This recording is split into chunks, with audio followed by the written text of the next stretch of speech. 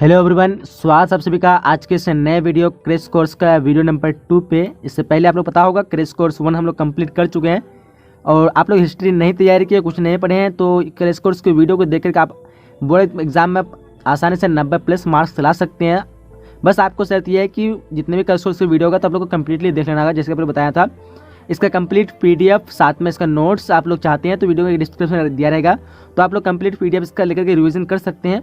मैं यहाँ पे वीडियो में आपको समझा दूंगा और आप इसका PDF डाउनलोड करके आप लोग वहाँ से अपने से तैयारी कर सकते हैं। पूरा कंप्लीट आप लोग क्रैश कोर्स देख लीजिएगा, फिर उसके बाद आप लोग बोर्ड एग्जाम में काफ़ी अच्छे से लिख पाएंगे। सो चलिए वीडियो को शुरू करते हैं, देखते हैं आज के इस वीडियो में हम लोग कौन से क्वेश्चन कवर करने वाले हैं। सो मैं आपको बता दूं, यहाँ पे जो केवल हम लोग ऑब्जेक्टिव क्वेश्चन को कवर करेंगे और सब्जेक्ट क्वेश्चन का आपको PDF में मिल जाएगा, तो आप लोग PDF डाउनलोड वहाँ पे सब्जेक्ट क्वेश्चन का रिवीजन अपने से कर लीजिएगा, क्योंकि ऑब्जेक्टिव क्वेश्चन ही ऐसे लॉन्ग हो जाएगा वीडियो। सो आप लोग सब्जेक्ट क्वेश्चन अपने से हल कर लीजिएगा। सो चलिए आपके सामने स्क्रीन पर क्वेश्चन आ चुका देख पा रहे होंगे कि फूट डालकर विजय प्राप्त करने का कार्य सर्वप्रथम किस राजा ने किया। फूट डालकर विजय प्राप्त करने का कार्य सर्वप्रथम किस राजा ने किया। जैसे कि मैं आप लोग को बताता हूँ हमेशा कि मैंने जो इस क्वेश्चन को 3 कैटेगरी में बांट दिया था। अगले वीडियो में बताया था आप लोग को कि जिस क्वेश्चन के सामने आपको के का टिक मिलेगा ये काफ़ी मोस्ट वीआई क्वेश्चन है, और जिसमें सिर्फ आपको केवल सिंगल टिक मिलेगा तो ये इंपॉर्टेंट क्वेश्चन है, आपके एग्जाम की दृष्टि से आ सकता है। बट जिसमें कोई टिक नहीं है तो वो आप इसको याद कर लीजिए, बट इतना इंपॉर्टेंट कोई क्वेश्चन नहीं है। तो इसलिए आप लोग इस क्वेश्चन को ध्यान से देख करके इस पॉइंट को देखने के बाद आप लोग अच्छे से तैयारी कर सकते हैं। मैं क्वेश्चन पेपर में इस तरह टिक लगा दिया हूँ, तो आप लोग इसका PDF डाउनलोड करेंगे तो सभी सब्जेक्ट ऑब्जेक्ट में इस तरह का टिक लगा हुआ है, तो आप लोग उसी हिसाब से तैयारी कर सकते हैं। ठीक है, सो क्वेश्चन यहाँ पे क्या करें, इस क्वेश्चन का आंसर क्या होगा, 4 ऑप्शन आपके सामने दिया हुआ है, देख पाएंगे। फूट डालकर विजय प्राप्त करने का कार्य सर्वप्रथम किस राजा ने किया, तो इस क्वेश्चन का आंसर क्या होगा, ऑप्शन नंबर A अजातशत्रु। क्या हो जाएगा, अजातशत्रु। चलिए क्वेश्चन नंबर 2 करा, जो कि काफी मोस्ट इंपोर्टेंट क्वेश्चन है, देख पाएंगे। जीवक वैद्य किस वंश के काल का था, काल में था। जीवक वैद्य किस वंश के काल में था, ऑप्शन आपके सामने 4 दिया हुआ है। सो इस क्वेश्चन का आंसर क्या होगा, ऑप्शन नंबर C हो जाएगा, यानी हर्यक वंश। क्या हो जाएगा, हर्यक वंश। चलिए क्वेश्चन नंबर 3 क्या कह रहा है कि अपने स्वयं के खर्चे से सुदर्शन झील की मरम्मत किसने कराई थी। काफी मोस्ट इंपोर्टेंट क्वेश्चन देख पा रहे होंगे, अपने स्वयं के खर्चे से सुदर्शन झील की मरम्मत किसने कराई, ऑप्शन आपके सामने 4 दिया हुआ है, अशोक, कनिष्क, रुद्रदमन और स्कंदगुप्त। सो इस क्वेश्चन का आंसर ऑप्शन नंबर C हो जाएगा, रुद्रदमन। क्या जाएगा, रुद्रदमन। चलिए क्वेश्चन नंबर 3 देख पा रहे होंगे, पाटलिपुत्र नगर की स्थापना उदयन ने किस नदी के संगम पर की है। इंपोर्टेंट क्वेश्चन देख पाएंगे, पाटलिपुत्र नगर की स्थापना उदयन ने किस नदी के संगम में की, तो इस क्वेश्चन का आंसर होगा ऑप्शन नंबर D, इन सभी नदी के संगम में पुनपुन, सोन और गंगा, इन तीनों नदी के संगम में किया था, ऑप्शन नंबर D इस क्वेश्चन का राइट होगा। क्वेश्चन नंबर 5 कह रहा है, समस्त भारत ही नहीं एशिया एवं यूरोप में सर्वप्रथम हुनों को परास्त करने का श्रेय किस शासक को दिया जाता है। सो इस क्वेश्चन का आंसर ऑप्शन नंबर B हो जाएगा, स्कंदगुप्त। ये भी कुछ इंपोर्टेंट क्वेश्चन है, आप इसको देख लीजिए। क्वेश्चन नंबर 6 करा है, जो कि मोस्ट इंपोर्टेंट क्वेश्चन देख पा रहे होंगे कि यूरोप का समुद्रगुप्त कौन था। यूरोप का समुद्रगुप्त किसको कहा जाता है। सो इस क्वेश्चन का आंसर ऑप्शन नंबर B हो जाएगा, नेपोलियन को कहा जाता है यूरोप का समुद्रगुप्त। चलिए क्वेश्चन नंबर 7 कह रहा है कि किसके अभिलेख में भूमिदान का उल्लेख मिलता था। किसके अभिलेख में भूमिदान का उल्लेख मिलता है। सो यहाँ पे 4 ऑप्शन सामने दिया हुआ है, तो आप ऑप्शन देख पा रहे होंगे। इन चारों में से राइट ऑप्शन की बात करें तो ऑप्शन नंबर C हो जाएगा, यानी प्रभावती गुप्त। किसके अभिलेख में तो प्रभावती गुप्त। चलिए आगे बढ़ते हैं। आगे क्वेश्चन नंबर क्या कह रहा है कि 510 ईस्वी में सती प्रथा के साक्ष्य वाला प्रथम अभिलेख कहाँ मिला। ये भी इंपोर्टेंट क्वेश्चन है, देख पा रहे होंगे। 510 ईस्वी में सती प्रथा के साक्ष्य वाला प्रथम अभिलेख कहाँ मिला था, तो ये मिला था एरन में। ऑप्शन नंबर यहाँ पे A हो जाएगा, एरन जो कि सागर में, तो यहाँ पे ऑप्शन नंबर क्या हो जाएगा, A हो जाएगा। क्वेश्चन नंबर 10 कह रहा है, जो कि मोस्ट वीआई क्वेश्चन देख पा होंगे, किस शिलालेख से अशोक द्वारा कलिंग विजय पता चलता है। यानी अशोक का कौन सा शिलालेख जो है जिससे कलिंग विजय के बारे में जानकारी मिलती है। सो इस क्वेश्चन का आंसर ऑप्शन नंबर D हो जाएगा, यानी 13वें शिलालेख। कौन सा हो जाएगा, 13वें शिलालेख, ऑप्शन नंबर D। चलिए क्वेश्चन नंबर 11 कह रहा है, किस विद्वान ने मात्र अभिलेखों के आधार पर अशोक का इतिहास लिखने का श्लाघ्य प्रयास किया। ऑप्शन आपके सामने 4 दिया हुआ है, किस विद्वान ने मात्र अभिलेखों के आधार पर अशोक का इतिहास लिखने का सलाह किया। सो यहाँ पे राइट ऑप्शन क्या होगा, देख पा रहे होंगे, ऑप्शन आप लोग सामने दिया हुआ है 4। सो इस क्वेश्चन का ऑप्शन नंबर D हो जाएगा, यानी देवत्य रामकृष्ण भंडार। क्या है, देवत्य रामकृष्ण भंडार। इतना इंपोर्टेंट नहीं है, बट आप लोग देख लीजिए। क्वेश्चन नंबर 12 कह रहा है, मौर्य काल का निम्न में से कौन सा सर्वाधिक महत्वपूर्ण नमूना। ये भी ज़्यादा इंपोर्टेंट नहीं है, बट यहाँ पे आप लोग देखिए क्या हो जाएगा 4 ऑप्शन में से। सो इस क्वेश्चन का ऑप्शन नंबर D हो जाएगा, यानी स्तंभ। क्या जाएगा, option number D। Question number 13 जो कि काफी मोस्ट इंपोर्टेंट क्वेश्चन देख पा होंगे, इंडिका की रचना किसने की। इंडिका की रचना किसने की, ऑप्शन आपके सामने 4 दिया हुआ है। सो ये भी काफी मोस्ट इंपोर्टेंट क्वेश्चन, जैसे देख पा रहे हैं यहाँ पे के का चिन्ह दिया हुआ, ऑप्शन नंबर बी हो जाएगा मेगास्थनीज, हो जाएगा ऑप्शन नंबर बी मेगास्थनीज। चलिए क्वेश्चन नंबर 14 करा है, प्रयाग परिस्थिति की रचना किसने की थी, ये भी इंपोर्टेंट क्वेश्चन है, इसमें सिंगल टिक लगा दीजिए। प्रयाग परिस्थिति की रचना किसने की, ऑप्शन नंबर 4 दिया हुआ है, सो किसने की, तो हरिश्चंद्र ने की थी, किसने की थी, हरिश्चंद्र, ऑप्शन नंबर सी हो जाएगा। ठीक है, क्वेश्चन नंबर 15 कहता है, देख पा रहे हैं गुप्तों के काल में कौन चीन यात्री भारत आया था, गुप्त काल में कौन चीन यात्री भारत आया था, ऑप्शन देख पा रहे काफी मोस्ट, यहाँ पे देख पा रहे टिक का चिन्ह दिया हुआ है, काफी मोस्ट इंपोर्टेंट क्वेश्चन है, गुप्तों के काल में कौन चीन यात्री भारत आया था, सो यहाँ पे राइट आंसर क्या होगा, फहियान आया था, कौन आया था, फहियान, ऑप्शन इसका बी राइट हो जाएगा। ठीक है, चलिए क्वेश्चन नंबर 16 करा है कि भारतीय इतिहास का कौन सा काल जो है वो स्वर्ण काल के नाम से जाना जाता है, भारतीय इतिहास का कौन सा काल स्वर्ण काल के नाम से जानता है, इंपोर्टेंट क्वेश्चन है, देख पाओगे।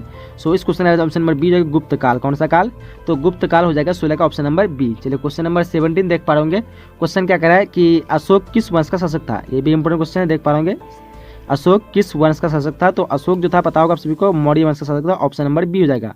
चलिए उसके बाद क्वेश्चन नंबर 18 देख पा रहे कैटिल की कीर्ति है, कैटिल की कीर्ति है क्या है इनमें से चारों से, सो काफी मोस्ट इंपोर्टेंट क्वेश्चन है, जैसे देख पा रहे हैं यहाँ पे। सो इस क्वेश्चन का आंसर क्या होगा, ऑप्शन नंबर बी हो जाएगा, अर्थशास्त्र, क्या जाएगा, अर्थशास्त्र। चलिए क्वेश्चन नंबर 19वां क्या कर रहा है, देख पा रहे मेगास्थनीज भारत में किसके दरबार में आया था, मेगास्थनीज जो आया था भारत में किसके दरबार में आया था, ऑप्शन नंबर 4 दिया हुआ है, सो क्या होगा राइट आंसर, देख पा रहे ऑप्शन नंबर इसका ए हो जाएगा, चंद्रगुप्त मौर्य, किसके दरबार में आया था, चंद्रगुप्त मौर्य, इतना इंपोर्टेंट नहीं है बट आप लोग देख लीजिए। क्वेश्चन नंबर 20वां कह रहा है समुद्रगुप्त की जानकारी होती है, समुद्रगुप्त की जानकारी होती है, इनमें से 4 ऑप्शन है, क्या राइट आंसर होगा, देख पा रहे ऑप्शन। सो इस question right option number B हो जाएगा, प्रयाग परिस्थिति, क्या हो जाएगा, ऑप्शन नंबर बी प्रयाग परिस्थिति। चलिए आगे बढ़ते हैं, नेक्स्ट क्वेश्चन देख पा रहे हो, क्वेश्चन नंबर 21 में क्या कह रहा है कि पाटलिपुत्र की स्थापना किसने की थी, देख पा रहे ऑप्शन सामने दिया है, ये काफी मोस्ट इंपोर्टेंट क्वेश्चन है कि पाटलिपुत्र की स्थापना किसने की थी। सो यहाँ पे 4 ऑप्शन दिया आपके सामने, सो इस क्वेश्चन का आंसर क्या होगा, ऑप्शन नंबर बी हो जाएगा, उदयन ने की थी, किसने की थी, तो उदयन, ऑप्शन नंबर बी। चलिए नेक्स्ट क्वेश्चन, क्वेश्चन नंबर 22वां क्या कह रहा है कि नवरत्न किस शब्द के दरबार में आया था, नवरत्न किस शासक के दरबार में आया था, सॉरी नवरत्न किस शासक के दरबार में आया था। चलिए उसके क्वेश्चन नंबर 21वां देख पा रहे जो कि काफी मोस्ट इंपोर्टेंट क्वेश्चन है, देख पा रहे कि पाटलिपुत्र की स्थापना किसने की, 4 ऑप्शन के सामने दिया हुआ है, ए बी सी या फिर डी।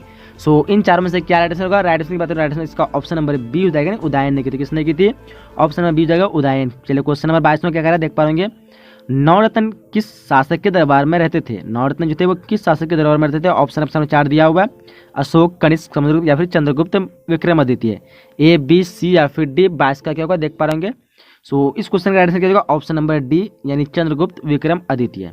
क्वेश्चन नंबर 23वां का रहा है जो कि काफी मोस्ट इंपोर्टेंट क्वेश्चन है, देख पा रहे कि अभिज्ञान शकुंतलम के रचनाकार है, अभिज्ञान शकुंतलम के रचनाकार कौन है, यहाँ पे 4 ऑप्शन दिया हुआ है सामने। सो इस क्वेश्चन का ऑप्शन नंबर ए हो जाएगा यानी कालिदास, क्या हो जाएगा, ऑप्शन नंबर 23 का ए हो जाएगा। क्वेश्चन नंबर 24वां देख पा रहे होंगे, प्रयाग परिस्थिति का संबंध किस गुप्त शासक से है, प्रयाग परिस्थिति का संबंध किस गुप्त शासक से है, इन 4 में से कौन सा ऑप्शन राइट होगा, काफी इंपोर्टेंट नहीं है बट आप लोग देख लीजिए इसको।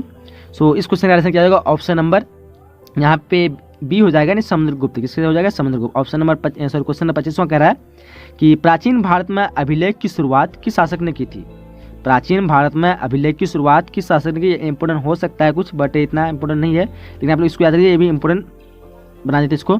25 से क्या होगा, ऑप्शन नंबर सामने 4 दिया हुआ है। सो इस क्वेश्चन का आंसर क्या होगा, ऑप्शन नंबर बी हो जाएगा ना अशोक, प्राचीन भारत में अशोक की प्राचीन भारत में अभिलेख की शुरुआत किस शासक ने की थी, तो अशोक ने की थी। क्वेश्चन नंबर 26 में क्या करा देख पा रहे कि किस शासक को प्रियदर्शी कहा था, काफी मोस्ट इंपोर्टेंट क्वेश्चन देख पा रहे किस शासक को प्रियदर्शी कहा था। सो इस क्वेश्चन का क्या होगा, ऑप्शन नंबर ए हो जाएगा, अशोक को कहा था, किसको कहा था, अशोक को। क्वेश्चन नंबर 27 जो कि इंपोर्टेंट नहीं है, 28 भी इंपोर्टेंट नहीं है। क्वेश्चन नंबर 29वां करा है, देख पा रहे कि मौर्य काल के टकसोल का प्रधान कौन था, मौर्य काल के टकसोल का प्रधान कौन था, ऑप्शन नंबर सामने 4 दिया हुआ है। सो इस क्वेश्चन का आंसर ऑप्शन नंबर डी हो जाएगा, नहीं लक्षणाध्यक्ष, क्या जाएगा, लक्षणाध्यक्ष। क्वेश्चन नंबर उसके बाद 30 कह रहा है, इंपोर्टेंट क्वेश्चन देख पाएंगे, पतंजलि के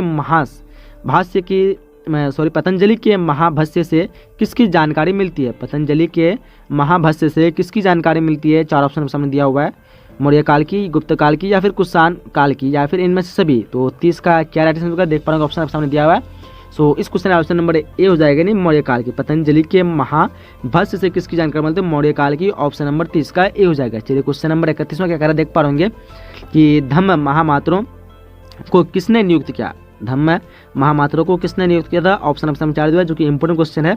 सो देख पा रहे हो इस क्वेश्चन का राइट आंसर क्या होगा? ऑप्शन नंबर इसका बी हो जाएगा। नहीं, अशोक ने किया था। किसने किया था? अशोक ने। चलिए क्वेश्चन नंबर 32 में कह रहा है कि अर्थशास्त्र एवं इंडिका से किस राजवंश की जानकारी में, मतलब किस राजवंश के बारे में जानकारी मिलती है? ये भी इंपोर्टेंट क्वेश्चन है। सो देख पा रहे होंगे यहाँ पे 4 ऑप्शन सामने दिया हुआ है। सो इस क्वेश्चन का आंसर आपको पता होगा, ऑप्शन नंबर ए हो जाएगा। नहीं, मौर्य वंश की अर्थशास्त्र और इंडिका से जो जानकारी मिलती है, अर्थशास्त्र जो कि कैटली द्वारा लिखा गया और इंडिका जो कि मैगस्टनी द्वारा, इन दोनों किताब से जो जानकारी मिलती है वो मौर्य वंश की जानकारी। चलिए क्वेश्चन नंबर 33 देख पा रहे होंगे कि एलोरा में कैलाश मंदिर किस राजवंश ने निर्माण करवाया था? एलोरा में कैलाश मंदिर किस राजवंश ने निर्माण करवाया था? जैसे कि यहाँ से आप लोग देख पा रहे हैं, काफी मोस्ट इंपोर्टेंट क्वेश्चन है। इस क्वेश्चन का ऑप्शन नंबर डी हो जाएगा। राष्ट्रकर। किसने? राष्ट्रकर। ऑप्शन नंबर डी हो जाएगा। चलिए उसके क्वेश्चन नंबर 34 देख पा रहे हैं आप लोग कि 16 महाजनपदों में सबसे शक्तिशाली महाजनपद कौन था? यहाँ पर 4 ऑप्शन सामने दिया हुआ है। आसान से क्वेश्चन है, जो कि इंपोर्टेंट क्वेश्चन देख पा रहे होंगे कि 16 महाजनपदों सबसे शक्तिशाली महाजनपद कौन था? सो इस क्वेश्चन का ऑप्शन क्या होगा? ऑप्शन नंबर ए हो जाएगा। मगध था। कौन था? मगध। तो यहाँ पे 34 क्वेश्चन तो इस हम लोग क्रैश कोर्स में कंप्लीट कर चुके हैं। ऑब्जेक्टिव क्वेश्चन, इसका सब्जेक्टिव क्वेश्चन आप लोग को इस वीडियो के डिस्क्रिप्शन में लिंक मिल जाएगा। उस लिंक के सहायता से आप लोग इसका सब्जेक्टिव और ऑब्जेक्टिव दोनों का PDF प्राप्त कर सकते हैं। वहाँ पे आप लोग कुछ सब्जेक्टिव क्वेश्चन इसी तरह मैं टिक कर दिया हूँ, जो काफी इंपोर्टेंट क्वेश्चन है उसमें के का टिक लगाया हुआ, और जो इंपोर्टेंट क्वेश्चन है उसमें सिंगल टिक है, और जो इंपोर्टेंट नहीं तो वैसे ही लगा हुआ। तो आप लोग उन सब्जेक्ट का प्रैक्टिस कर लीजिए अपने से। इसका वीडियो के डिस्क्रिप्शन में लिंक दिया रहेगा, और आपके इन स्क्रीन में जो भी वीडियो आप लोग इस वीडियो को देख ले, काफी आप लोग को हेल्प होगा। चैनल को सब्सक्राइब कर लीजिए, और मिलते हैं हम लोग तब तक के लिए अगले वीडियो में। जब तक के लिए जय हिंद, जय Bharat and thanks for watching.